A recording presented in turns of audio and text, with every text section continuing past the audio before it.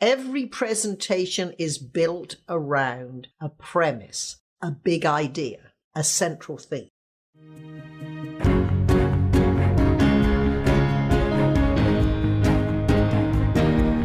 Hello, everyone. Welcome to the KTS Success Factor podcast for women, where we talk about challenges senior female leaders face in being happy and successful at work.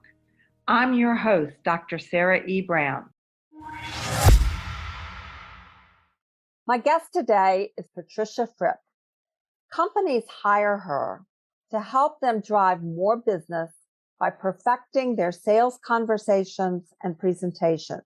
She is a Hall of Fame keynote speaker, executive speech coach, and sales presentation skills expert.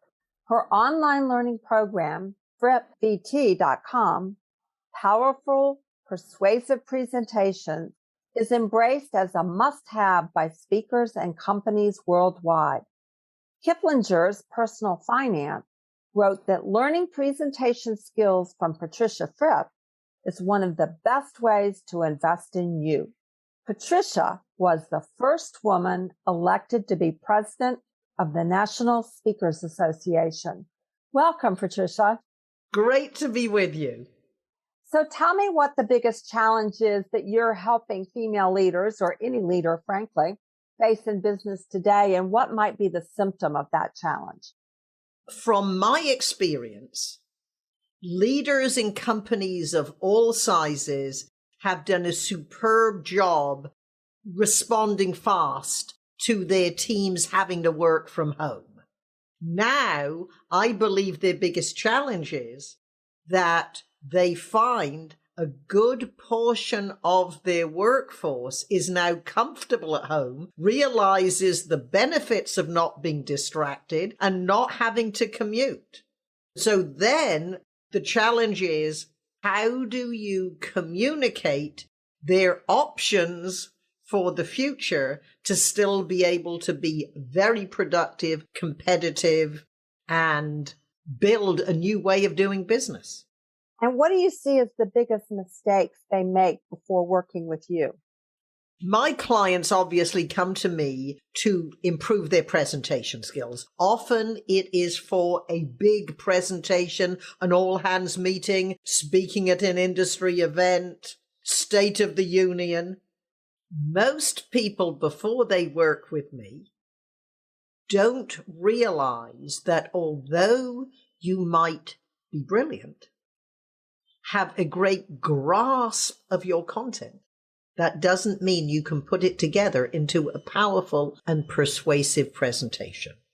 Plus, it takes a lot longer than most people realize to create a masterpiece that looks as if you're just delivering it spontaneously.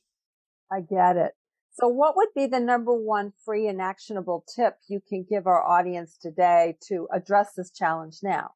Very simply, who is the audience? And if you were to consider that you are going to connect to an audience if your subject is of interest to them, and you might think, well, how do I do that? By speaking as an audience advocate. You look at your message from the point of view of the audience. To say our new strategy will be great for shareholders has no interest to employees unless they are shareholders. The same message needs to be focused to the shareholders, the board of directors, compared to these strategies will guarantee employment, chance for opportunity to grow. I see. I get it. So what would be a valuable free resource you can share with the women who are listening today to help them understand this challenge better? If you go to my website, Fripp, fripp.com/handouts with an S. You have special reports, downloads on speech structures, opening lines for presentations, 8 tips to avoid, pitfalls to avoid in putting together a presentation, and 11 mistakes sales professionals make. Plus, there are some videos, so it's a great resource to get you focused on improving your presentation. Oh, what a great offer.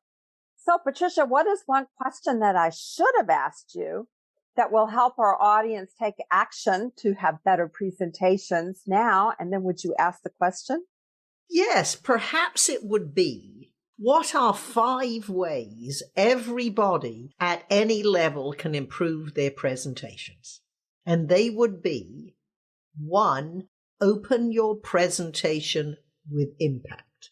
And of course, close on a high. The first 30 seconds and the last 30 seconds of any presentation have great impact. The purpose of the opening of your presentation is to arouse interest in the subject. So good morning, ladies and gentlemen. What a pleasure to be here.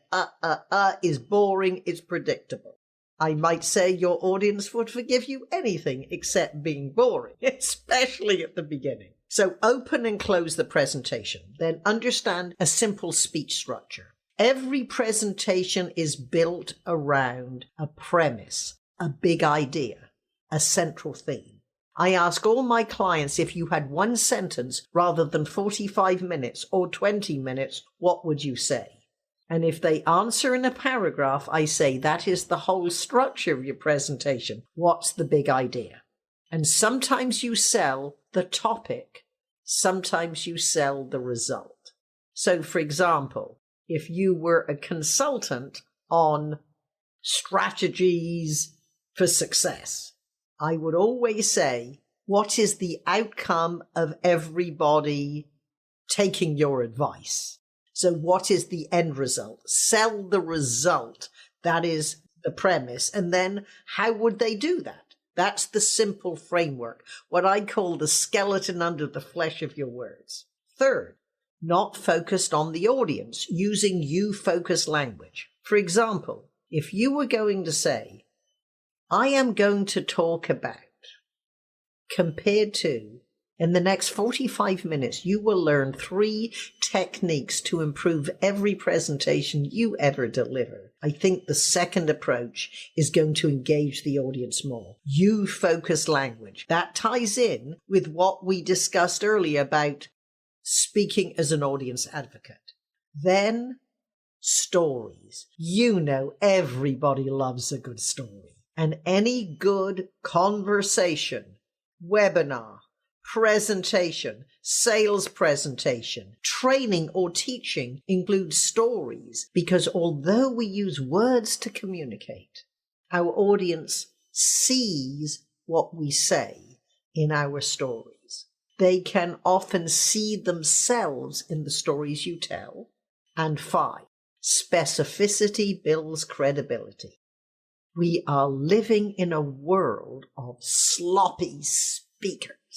The number one question I ask all my clients is, if it weren't a thing, what would it be?